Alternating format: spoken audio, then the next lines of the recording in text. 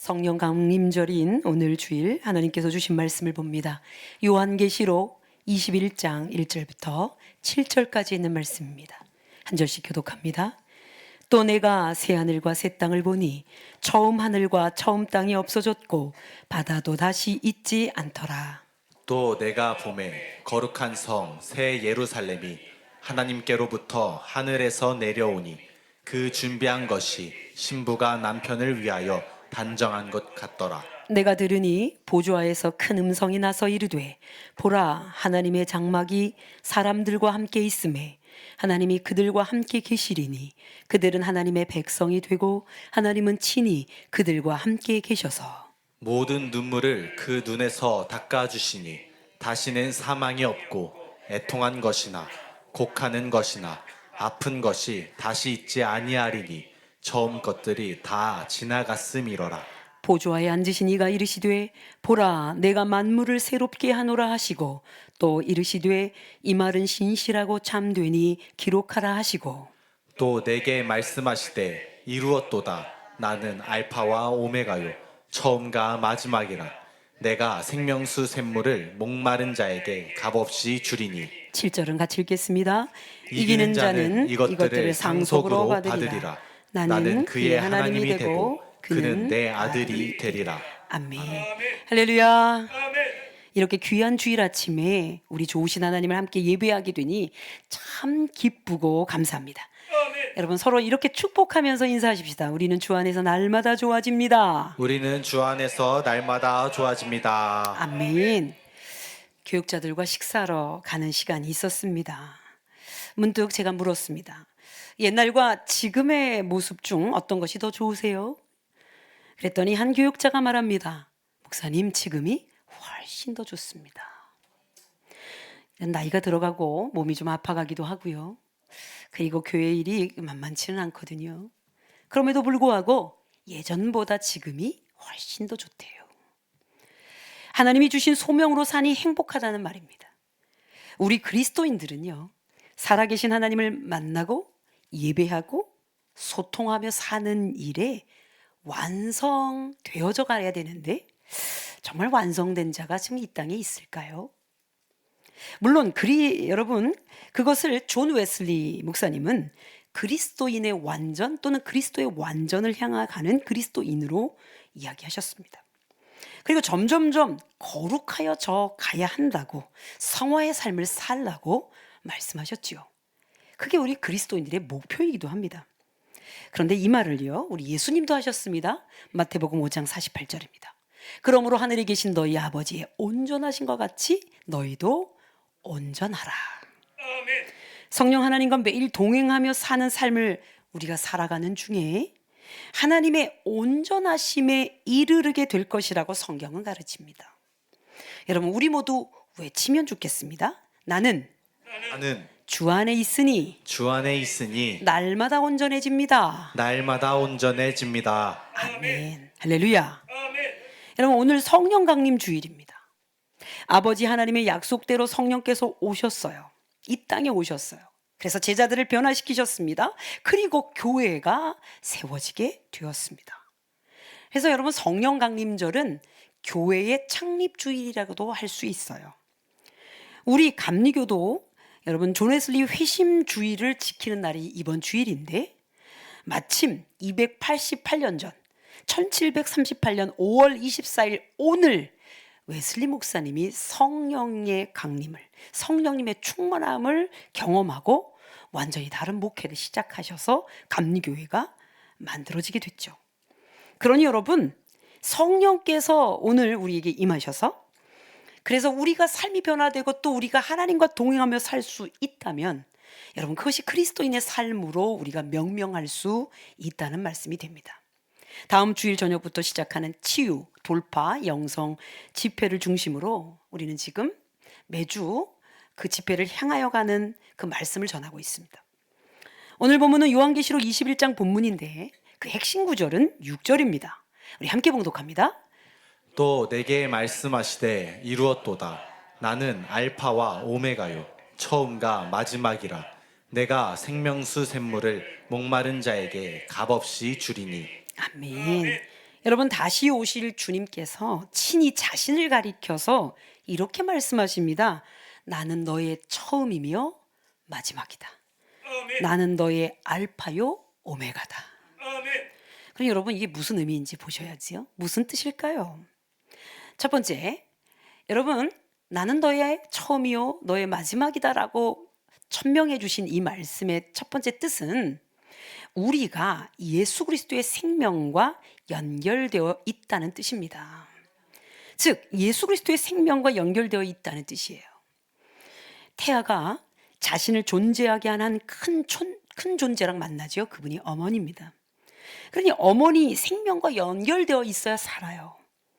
태 안에, 그 자궁 안에 탯줄로 연결돼서 양분을 받고 유전적 성분을 받고 그의 감정을 읽고 여러분 성장합니다.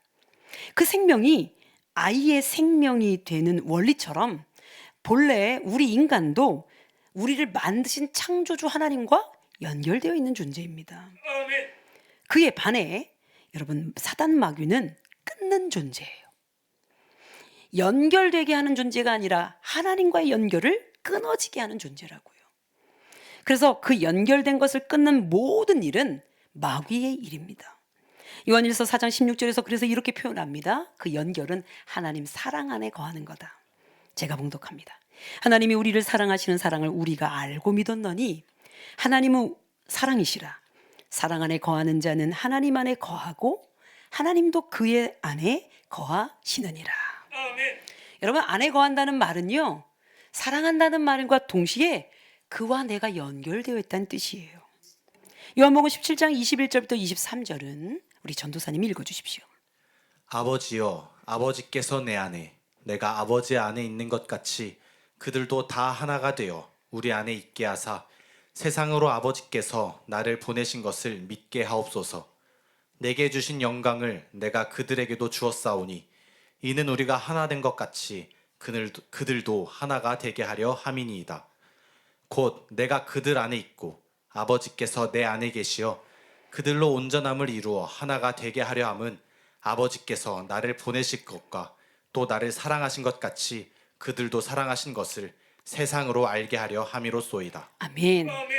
하나님께서 예수 그리스도 안에, 예수 그리스도는 하나님 안에, 그리고 제자들은 바로 하나님 그리고 예수 그리스도 안에 있다, 이렇게 말씀해 주신 거예요. 놀라운 말씀입니다. 즉, 아버지 하나님 안에 예수님이 계시고 예수님 안에 아버지 하나님이 계신데 지금 이 땅에 그리스도인들 제자들이 그 하나님 안에 있대요. 그래서 하나가 된대요. 여러분, 이게 영적 생활이에요. 그래서 이 표현을 어떻게 말씀하시냐면 또 다른 표현으로 요한복음 15장에서 이렇게 말씀하십니다. 포도나무에 붙어 있어 열매 맺고 살라. 이게 연결되는 삶이라고요. 구약에서도 내내 이스라엘 백성에게 멀리 가지 마, 떨어지지 마, 끊어지지 마, 내게로 돌아오라. 떨어져서 끊어져서 살지 말고 내게 붙어 연결되어 살라고 하나님은 요청하세요. 그러니 여러분, 바로 그 고백이어야 하는 거고 그 삶이 여러분 있어야 되는 거죠. 사실 연결되는 것의 첫 시작은 물리적 연결입니다. 쉽게 말하면 육체적 연결을 말해요. 그들의 육체가 그 자리에 와 있어야 합니다.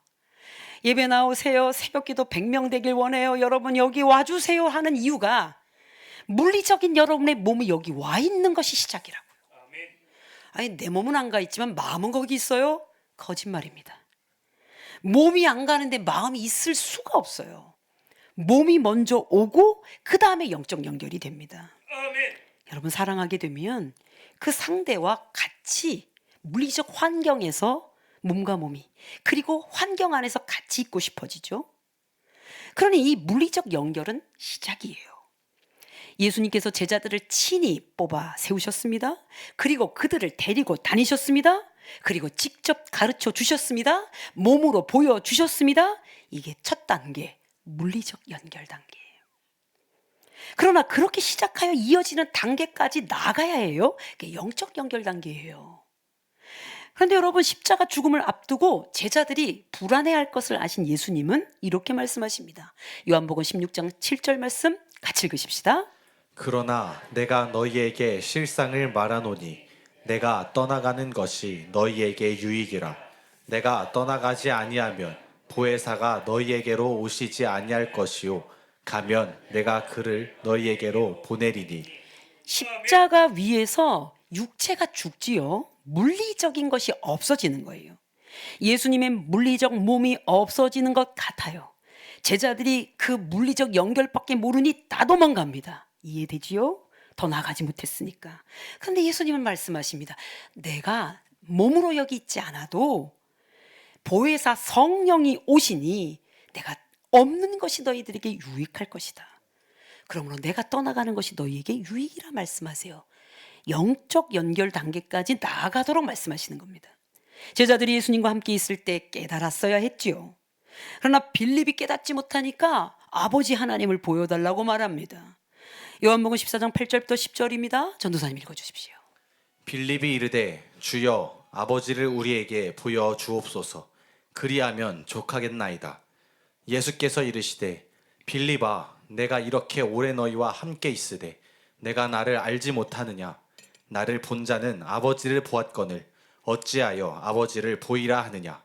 내가 아버지 안에 거하고 아버지는 내 안에 계신 것을 내가 믿지 아니하느냐. 내가 너희에게 이르는 말은 스스로에게 하는 것이 아니라 아버지께서 내 안에 계셔서 그의 일을 하시는 것이라. 아멘. 예수님이 지금 육체적으로 계신단 말이에요. 그런데 빌립이 예수님이 아버지 얘기를 자꾸 하니까 아버지 하나님을 보여달라고 하니 예수님이 말씀하십니다. 나를 봤으면 아버지를 본 거다. 그런데 여러분 예수님을 그냥 그 몸으로만 보고 있으니까 빌립이 아버지 하나님을 못 보는 거예요. 그러니 예수님이 누구신지 모르고 함께 있었으니 그들은 외형적, 물리적, 육체적 예수님만 본 거예요. 그런 그들이 여러분 성령께 사로잡히니 완전히 달라집니다. 제대로 영적 연결이 시작돼요. 하나님을 대적하는 사단 마귀는요, 이 모든 연결을 뚝뚝뚝 끊습니다. 어떻게든지 하나님하고 가까워지지 않도록 뒤틀어서라도 끊어지게 해요. 요한복음 10장 10절 앞부분이 말합니다. 그들은 도둑질하고 죽이고 멸망시키라는 것뿐 사단의 목표입니다. 그러니 도둑질하는 것, 죽이는 것, 멸망시키는 것, 이 세 가지 특징은 다 하나님과 분리되게 하죠. 하나님과의 연결을 끊어버리는 거죠. 이 일은 하나님의 생명의 법이 아닙니다. 마귀의 일이에요. 주님은 이 일을 없애기 위해서 이 땅에 오셨다고 말씀하십니다.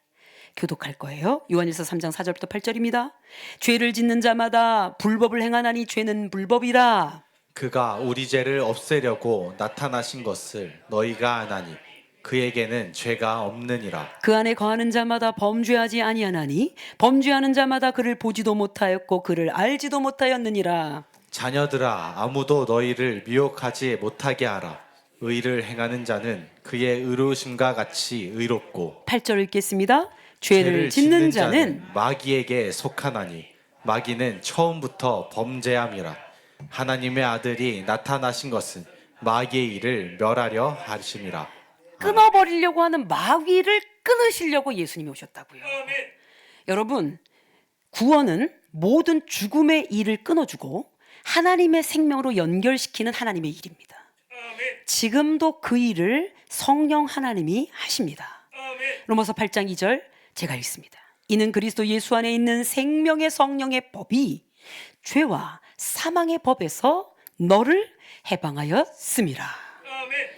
해방이란 뜻은 끊고 죽음의 일을 끊고 생명으로 연결시킨다는 뜻이에요.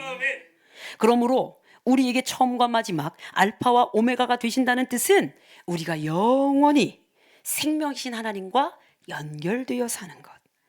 그래서 이런 고백이 가능합니다. 따라하십시오. 주님이 나의 시작부터 마지막까지 나의 시작부터 마지막까지 함께 하십니다. 함께 하십니다. 이게 나는 너의 처음이요 너의 마지막이다라는 뜻, 첫 번째 뜻입니다. 두 번째 뜻, 시작과 끝이 주님이시라면 우리는 주님을 드러내며 삽니다. 우리의 시작과 끝이 주님이시라면 우리 삶에서 당연히 주님이 드러나게 돼 있습니다. 주로 장례식장 설교 때 이 말씀을 선포합니다. 로마서 11장 36절. 이는 만물이 주에게서 나오고 주로 말미암고 주에게로 돌아감이라. 그에게 영광이 세세히 있을지어다. 아멘. 사도 바울은 아테네 가서 설교하면서 말합니다. 사도행전 17장 24절입니다. 읽겠습니다. 그 가운데 있는 만물을 지으신 하나님께서는 천지의 주제시니 25절부터 26절 앞부분까지입니다. 읽겠습니다. 이는 만민에게 생명과 호흡과 만물을 친히 주시는 이심이라. 28절 끝부분과 29절 앞부분입니다. 시작. 우리가 그의 소생이라 하니 이와 같이 하나님의 소생이 되었은지. 우주와 만물을 시작하신 그 하나님이 이 땅의 만민에게 생명과 호흡을 주셨고 그리고 하나님의 소생이 되게 하셨다. 여기 우리 하나님의 가족들이 모인 거예요. 자녀들이 모인 거라고요. 하나님이 우리의 첫 근원 창조주가 되시고 우리를 살게 하시고 구원하시고 그리고 누리게 하신 후에 심판하실 때 우리를 천국으로 이끄시는 우리의 마지막을 책임지시는 분이신 거예요. 유대 종교 지도자들은 예수님의 육체를 죽이면 끝난 줄 알았어요. 그들의 영성이 그 단계밖에 안 되는 겁니다. 그러나 예수님은 오히려 그 십자가로 더 영원히 우리와 함께 하시는 주님이 되셨습니다. 그리고는 말씀하십니다. 나는 알파와 오메가요 처음과 마지막이라. 우리 권사님 한 분이 자신이 옛날에 어떤 사람이었는지 사실 첫인방에 얘기해 주셨어요. 그런데 가끔 강력하게 고백합니다. 목사님, 제가요 옛날에 그냥 막 살았어요. 근데 주님 만나고 나서 나 완전히 달라졌어요. 다시는 그 생활로 돌아갈 수 없어요. 왜냐? 주님 만나고 나서 너무 좋아서. 할렐루야. 구원받은 사람의 고백이 맞습니다. 그 옛사람 옛자는 죽어요. 새 사람 새 자로 살게 되는 거예요. 나는 똑같은데요. 이게 구원의 도식입니다. 본문 계시록 21장 1절의 표현은 이렇게 되어 있습니다. 또 내가 새 하늘과 새 땅을 보니 처음 하늘과 처음 땅이 없어졌고 바다도 다시 있지 않더라. 처음 땅, 처음 하늘 없어졌어요. 새 하늘과 새 땅이 왔어요. 이제 2절입니다. 읽어주십시오. 또 내가 보매 거룩한 성 새 예루살렘이 하나님께로부터 하늘에서 내려오니 그 준비한 것이 신부가 남편을 위하여 단장한 것 같더라. 아멘. 결혼하기 전의 삶과 결혼 후의 삶이 완전히 다르죠. 홀로 자유롭게 살던 시간을 끊어야 되죠. 이제 신랑과 함께 자녀와 함께 살아야 될 거예요. 새 신부라고 하면 그 신랑에게 또 신랑은 신부에게 초점이 완전히 새 삶이 되죠. 여러분, 제가 어릴 때는요 생김새가 부모 중 누구를 닮았나 할 정도로 안 닮았습니다. 저희 어머니는 곱고 하얘했는데 저는 검고 피부도 지저분했습니다. 그래서 어머니 얼굴 신체를 안 닮았거든요. 근데 나이 들어가면서 어머니랑 똑같아지는 거예요. 약간은 저희 어머님이 기분 나빠하시는 것 같기도 해요. 여러분, 유전으로 이어지는 물리적 연결이죠. 빼도 박도 못하게 우리 어머니 딸입니다. 유전적 연결입니다. 그런데 어느 날 제가 묵상해 봤어요. 여러분에게 자주 고백했습니다. 이 유전은 제가 딱 우리 어머니 아버지인데 우리 어머니 아버지에게서만 받은 유전이냐 아니면 그 윗대까지 올라갈 수 있는 유전이냐. 여러분, 윗대까지 올라서 어디까지 올라가요? 태초까지 올라갑니다. 그리고 고백합니다. 나의 시작은 우리 하나님이시지. 제 고백입니다. 내 삶의 이유, 내 소명의 시작, 내 마지막의 이유까지 다 하나님이지. 내 물리적 환경이면 전 희망이 없죠. 늙어가지요? 뭐 간단한 집안 아니죠? 연약하죠? 내 삶의 이유, 소명의 시작, 내 마지막의 이유까지 정말 완전하신 우리 아버지로부터 왔으니까. 완전하신 하나님으로부터 온 인생인데 불완전한 어떤 존재가 감히 우리를 손댈 수 있습니까? 끊을 수 있습니까? 성경은 no, 끊을 수 없다. 로마서 8장 38절 39절입니다. 읽으십시다. 내가 확신하노니 사망이나 생명이나 천사들이나 권세자들이나 현재일이나 장래일이나 능력이나 높음이나 깊음이나 다른 어떤 피조물이라도 우리를 우리 주 그리스도 예수 안에 있는 하나님의 사랑에서 끊을 수 없으리라. 아멘. 완전하신 하나님으로부터 와서 불완전한 사람들과 함께 살지만 그들이 여러분을 손대게 할 수 없다는 거예요. 끊을 수 없다는 거예요. 아멘. 생명 있는 자가 생명을 드러냅니다. 하나님의 생명으로부터 왔다는 그것을 온전히 믿어 그 삶을 살아야 하나님의 생명이 드러나는 거예요. 여러분, 며칠 전에 뉴스를 보다 모 방송국의 한 여고생, 지금은 대학생이 됐을까요? 이야기가 나왔어요. 그는 몇 개월 전에 사는 게 너무 힘들어서 고등학교 2학년, 3학년이라는데 모르겠습니다만 미래도 막막해서 그냥 삶을 포기하려고 마포대교 위에 올라 있습니다. 그런데 지나가던 한 남성이 그를 봐요. 그 여자아이가 이렇게 말합니다. 그때 그 아저씨가 울먹거리며 말했어요. 그 남성을 아저씨라고 부릅니다. 그 아저씨가 이렇게 말합니다. 그리고는 자신에게 이렇게 말하는 거예요. 학생, 왜 그러냐? 밥 안 먹었으면 밥이나 먹으러 가자. 여러분, 그 여고생이 말하는 거예요. 그 아저씨가 울먹이면서 말했어요. 그래서 여러분, 뉴스를 볼 때도 눈물이 났는데 다시 설교를 준비할 때 또 눈물이 나는 거예요. 일면식도 모르는 한 아저씨가 한 여고생의 생명을 살려요. 그 여고생이 용기를 얻고 열심히 경찰 공무원을 준비하는 중에 그 아저씨를 찾아야 되겠다는 생각을 한 거예요. 은인이라고 생각하니까. 인터넷에 올렸습니다. 그래도 몇 개월 동안 말이 없었고, 그래서 방송국에 수소문해서 제보를 냅니다. 근데 알고 보니까 그분이 군인 신분의 사람이래요. 상상했습니다. 20대 아니면 30대 아닐까요? 여러분, 20대 아저씨가 30대 아저씨가 여고생을 살렸어요. 그리고 그가 보여준 따뜻함이 따뜻함이지만 밥 안 먹었으면 밥이나 먹으러 가자. 그런데 왜 그 말에 울컥울컥 하는지. 여기 10대들이 쭉 보니까 없는 것 같아요. 10대들은 밥 먹으러 가자 그러면 화냅니다. 그러나 우리 50대 정도 40대 정도 되면 한 30대 말도 알 것 같아요.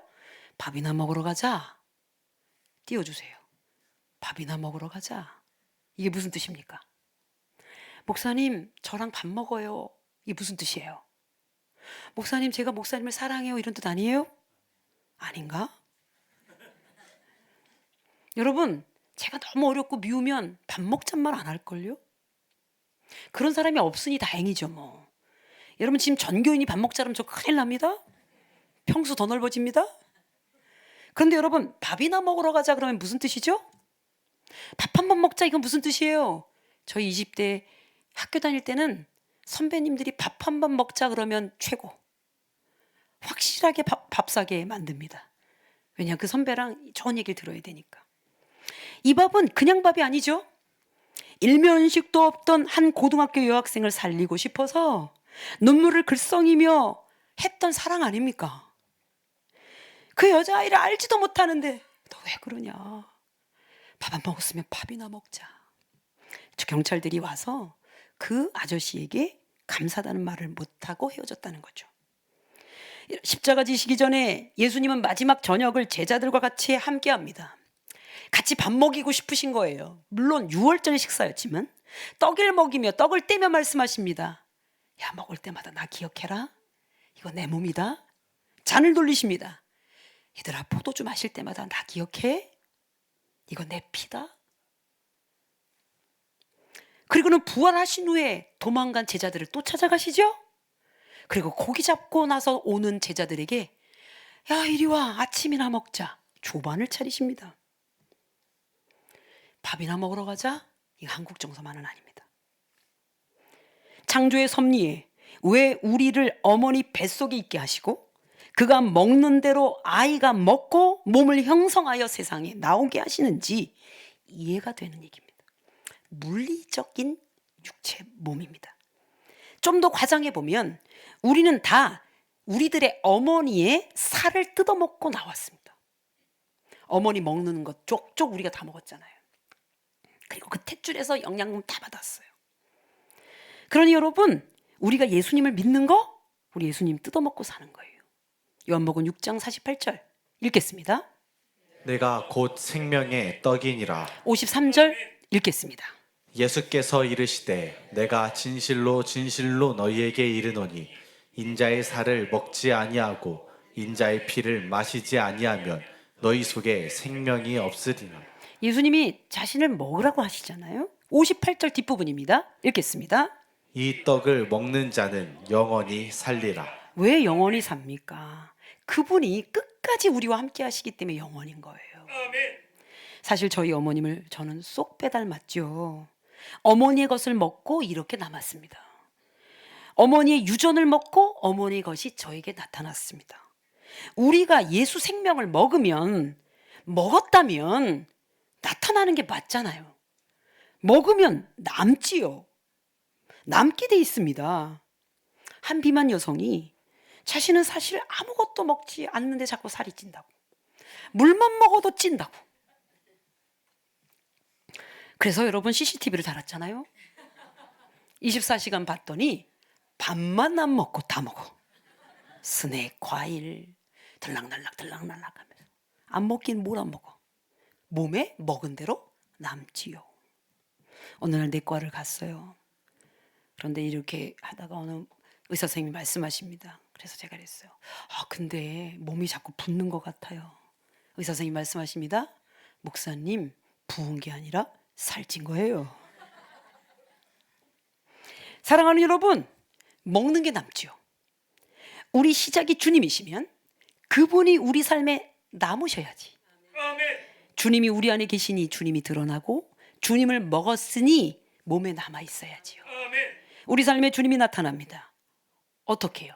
우리의 입의 언어로, 우리의 눈빛으로, 태도로, 동기로, 삶으로. 할렐루야. 그러니 시작이 주님이라면 주님이 드러나지요. 이제 세 번째 뜻. 그래서 날마다 새 것으로 삽니다. 우리는 날마다 새 것으로 살아갑니다. 사실 모순이죠. 우린 날마다 지금 헝개되고 있죠. 새 것으로 살고 싶어가지고 아무리 아름답게 꾸며도 헛것이죠. 그런데 육체는 날마다 헛것이 되어가고 한 번 사서 쓰면 계속 헛것이 되죠. 그러나 영적인 삶은 반대입니다. 우리 몸이 늙어도 날마다 새 것으로 살 수 있습니다. 예레미야 선지자가 말합니다. 에가에서 이것들이 아침마다 새로우니 아침마다 새롭고 늘 새로우니 주의 성실이 금이라. 거기서 나온 거예요. 아침마다 새로운 거예요. 그래서 아침인데 말씀드렸잖아요. 옛날에요. 아침이라고요. 은혜를 경험하면 고백할 수 있습니다. 여러분 연기. 여러분 저를 따라합니다. 아닙니다. 다시 다시 날마다 새롭다. 날마다 새롭다. 날마다 좋다. 날마다 좋다. 다시 한번 날마다 새롭다. 날마다 새롭다. 날마다 좋다. 날마다 좋다. 감정적 정서적 고백만을 말하는 게 아닙니다. 우리 주님이 처음이시고 마지막이시라는 걸 고백한다면 매일 새롭게 주님을 만나는 성장을 통해 고백할 수 있다는 얘기죠. 성화되어져 가는 거죠. 그 가운데 고통을 겪어도 그것조차도 새로운 단계로 돌입되는 경험입니다. 본문 21장 3절부터 5절입니다. 쭉 여러분이 같이 읽어주세요. 내가 들으니 보좌에서 큰 음성이 나서 이르되 보라 하늘의 장막이 사람들과 함께 있음에 하나님이 그들과 함께 계시리니 그들은 하나님의 백성이 되고 하나님은 친히 그들과 함께 계셔서 모든 눈물을 그 눈에서 닦아주시니 다시는 사망이 없고 애통한 것이나 곡한 것이나 아픈 것이 다시 있지 아니하리니 처음 것들이 다 지나갔음이러라. 보좌에 앉으신 이가 이르시되 보라 내가 만물을 새롭게 하노라 하시고 또 이르시되 이 말은 신실하고 참되니 기록하라 하시고. 아멘. 하나님이 우리와 함께 계시고 만물을 새롭게 하시는 주님이시므로 하나님은 처음부터 마지막까지 나의 삶이 되시는 거죠. 두려울 것이 없는 거죠. 생내적으로 본능적으로 두려움이 와요. 근데 여러분 진짜 주님을 만나고 나면 처음이 하나님이시면 이 불완전한 환경에서 오는 이거는 가짜라는 걸 알게 됩니다. 그러니 여러분 두려울 것이 없음을 고백할 수 있습니다. 그렇다면 이제부터 어떻게 살까? 여러분, 우리의 시작과 끝이 되시고 처음과 마지막이 되시며 알파와 오메가가 되시는 주님을 믿고 고백하면, 선포하며 산다면 더 구체적인 지침이 있을 수 있습니다. 그 중에 오늘 실천 덕목으로 한 가지만 하십시다. 여러분, 몇 주 전부터 서로의 안녕을 좀 물어보자고 했어요. 왜냐하면 여러분 이렇게 쳐다보면 그냥 가만히 쳐다보고 계시니까 여러분 어떻게 해야 될지 몰라서 알려드리는 거예요. 안녕하세요. 괜찮으신 거죠? 이게 물어봐 달라고 그랬습니다. 할렐루야. 우리 옆에 분들과 지금 다시 안녕하세요 시작. 안녕하세요. 괜찮으시죠? 전도사님이 끊으니까 끊잖아. 다시 안녕하세요 괜찮으시죠 시작. 안녕하세요. 괜찮으시죠? 아멘. 괜찮으시죠? 안녕하시죠? 이렇게 묻는 거예요. 근데 여러분 이렇게 하고 나서 우리가 마지막에 할 수 있는 게 뭐냐면 실제로는 감사합니다입니다. 감사를 연습해야 돼요. 제가 교보를 들렸는데 기독교 서적 부수에 거기에 뭐 일본인 책이 있어요. 근데 제목이 뭐냐면 감사하는 뇌가 인생을 바꾼다예요. 그래서 내가 아예 그냥 결론이 너무 뻔하니까 안 샀죠. 근데 다시 이렇게 보니까 내가 보니 그 배치를 잘못했어요. 그분이 그리스도인이 아니에요. 거기 일본인 정신과 의사인 가바사와 시온, 그리고 다시로 마사타카. 시온이라는 이름이 있어서 그리스도인지 그건 모르겠는데 내용은 조금 아니거든요. 그래서 제가 샀어요. 사지 마시고 빌려보세요 저한테. 감사하는 뇌가 인생을 바꾼다인데요. 가바사와 시온은 신경정신과 의사입니다. 다시로 마사타카는 글 쓰는 사람이에요. 그리고 감사 운동을 해서 효과를 본 사람입니다. 감사가 어떻게 질병을 고치는지, 감사 운동을 통해서 어떻게 사람이 행복해졌는지를 이미 실험하고 글로 쓴 사람이에요. 그리고 신경정신과 의사인 그가 데이터로 뇌가 변하여 사람이 달라지는 것을 데이터로 제시하는 겁니다. 이걸로 그냥 끝이에요. 뭐 안 읽으셔도 돼요. 그런데 서로 이론과 실천을 협력해서 책을 쓴 거예요. 감사하는 뇌가 어떻게 삶을 변화시키는지 데이터로 다 해주는 거예요. 감사의 3단계가 있다는 거예요. 감사를 거듭하는 것으로 전제하고 뇌가 변하는 겁니다. 첫 번째 단계는 친절에 대한 감사입니다. 즉 뭐예요? 나에게 누가 우연하게 뭘 베풀었어. 고맙잖아요. 어머 고맙습니다. 이건 누구나 하기 때문에 뇌가 변하지 않는데요. 받았으니까 감사하는 건 안 변한대. 1단계입니다. 그러나 2단계는 평범한 일상에서 감사하는 거예요. 어머 오늘 날씨 너무 좋다. 감사하다. 어머 어떻게 점심밥은 이렇게 맛있어? 감사하다. 근데 여러분 이 일상의 감사도 그리스도인들이 못해요. 근데 뭘 잘하죠?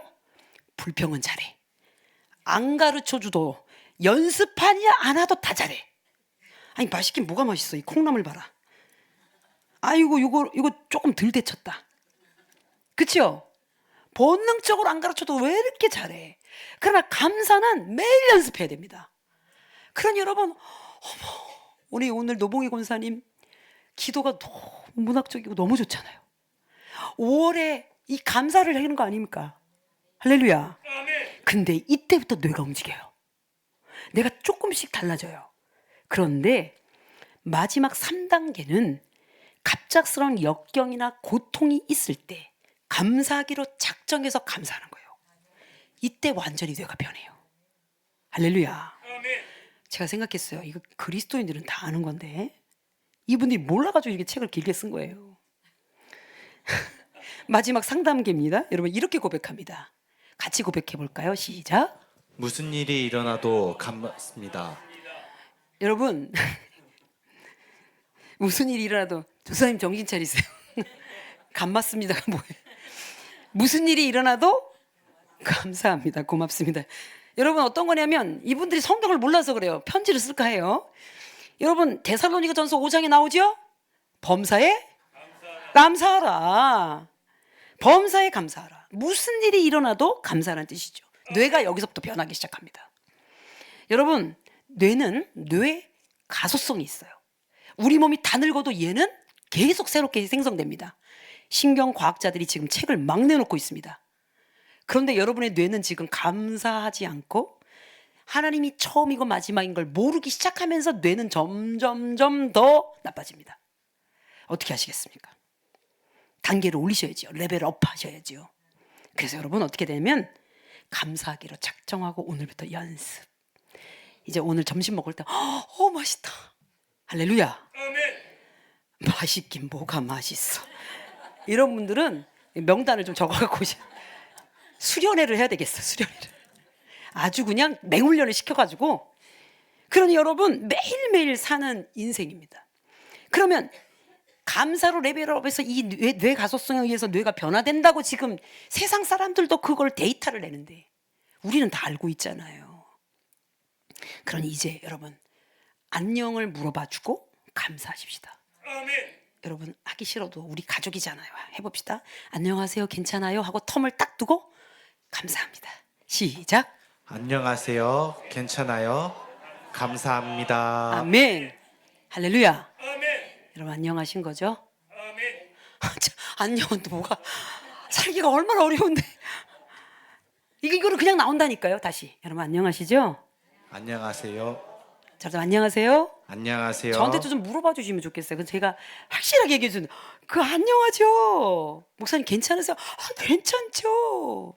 목이 쉬어가지고 지금 그래서 묻습니다. 목사님 목이 쉬었는데 이게 정말 이슬기 전도사님이 얘기해요. 목사님 이 심상치 않다는 거예요. 목사님 목이 지금 안 가라앉고 있대요. 나이가 드셔서 그런 것 같아요. 맞습니다. 나이가 들어서 그럴 수 있습니다. 괜찮습니다. 지금 오늘 정말 많이 나아지고 있습니다. 여러분 안녕하시죠? 아멘 해주세요. 아멘. 괜찮으시죠? 감사합니다.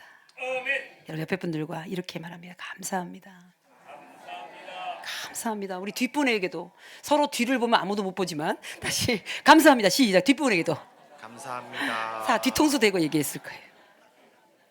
여러분 감사해요. 너무 감사해.